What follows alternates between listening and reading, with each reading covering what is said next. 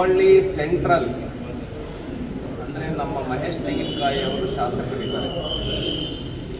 ಅಲ್ಲಿ PLA-2 ಮತ್ತು PLO-2 ಇಬ್ಬರು ಕೂಡ ಒಂದು ಮತದಾರರು ಯಾರು ಆಗಬೇಕು ಅನ್ನುವಂಥದ್ರ ಬಗ್ಗೆ ಅಕಸ್ಮಾತ್ ವಿವಾದ ಇದ್ದರೆ ತಹಸೀಲ್ದಾರ್ ಜೊತೆನಲ್ಲಿ ಕೂತ್ಕೊಂಡು PLA-2 ಮತ್ತು PLO ಇವ್ರು ಸೇರಿಕೊಂಡು ಅದನ್ನು ನಿರ್ಣಯ ಮಾಡಬೇಕು.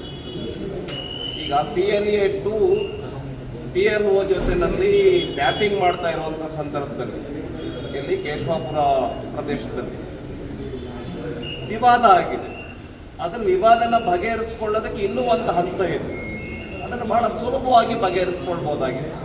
ಆದರೆ ಕಾಂಗ್ರೆಸ್ಸಿನ ಕುಮ್ಮಕ್ಕಿನ ಕಾರಣದಿಂದ ನಮ್ಮ ಮಹಿಳಾ ಕಾರ್ಯಕರ್ತೆಯ ಮೇಲೆ ವಿಪರೀತ ದೌರ್ಜನ್ಯವನ್ನು ಮಾಡಿದ್ದಾರೆ. ದೌರ್ಜನ್ಯ ಹೇಗಿದೆ ಅಂತ ಹೇಳಿದ್ರೆ ಮಾನವ ಸಮಾಜ ತಲೆ ತಗ್ಗಿಸ್ತಕ್ಕಂಥ ರೀತಿನಲ್ಲಿ ಅದನ್ನು ಮಾಡಿದ್ದಾರೆ. ವಿಡಿಯೋ ಎಲ್ಲ ಮೊಬೈಲ್ಗಳಲ್ಲಿ ಓಡಾಡ್ತಾ ಇದೆ. ಒಬ್ಬ ಮಹಿಳೆಯನ್ನ ವಿವಸ್ತ್ರಗೊಳಿಸಿ ಈ ರೀತಿ ಮಹಿಳೆಯ ಮರ್ಯಾದೆಯನ್ನೂ ಕೂಡ ಲೆಕ್ಕಿಸದೇನೆ ಈ ರೀತಿ ದೌರ್ಜನ್ಯ ಮಾಡ್ತಕ್ಕಂಥದ್ದು ಈ ಸರ್ಕಾರಕ್ಕೆ ಗೌರವ ತರೋದಿಲ್ಲ.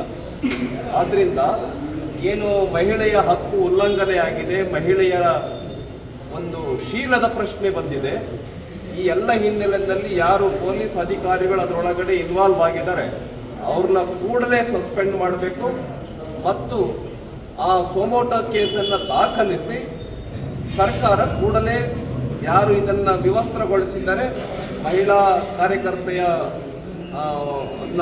ವಿವಸ್ತ್ರಗೊಳಿಸಿದ್ದಾರೆ, ಅದರೊಳಗೆ ಇನ್ವಾಲ್ವ್ ಆಗಿರ್ತಕ್ಕಂಥ ಭಾಗಿಗಳಾಗಿರ್ತಕ್ಕಂಥವರೆಲ್ಲವರನ್ನು ಕೂಡ ಕೂಡಲೇ ಕ್ರಮ ಜರುಗಿಸಬೇಕು ಅಂತೇಳಿ ಈ ಸಂದರ್ಭದಲ್ಲಿ ನಾನು ಆಗ್ರಹಪಡಿಸ್ತೇನೆ.